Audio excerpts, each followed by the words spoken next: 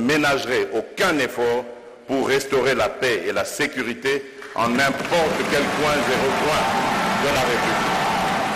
À quelques jours, il y a début de la campagne électorale, Assemblée nationale et annoncé que Mokonzi Mboka, les garants de la nation, son excellence Félix Antoine Tshisekedi Tshilombo Fachi Beton, Mukwantombolo d'Afrique, Mwana Wairo, a s'adresser na nation mokolo ya mardi 14 novembre 2023, liboso ya les deux chambres ya parlement réunis en congrès. Et kozala bongo donc, dernier discours ya Fachi Beton sur l'état de la nation na premier mandat na ye en tant que président de la République. Kasi esengeli boyeba ke outre ba question oyo kozala probablement abordé tel que oyo lié na sécurité na partie est de la République démocratique du Congo, situation économique, pe ba élection générale oyo kosalama na décembre 2023 oyo. Kasi esengeli boyeba lisusu ke certainement son excellence Félix Antoine Tshisekedi Tshilombo Mukwantombolo Fachi Beton a kosala lisusu bilan général ya premier quinquennat na ye na tête ya République démocratique du Congo, bilan oyo ezali déjà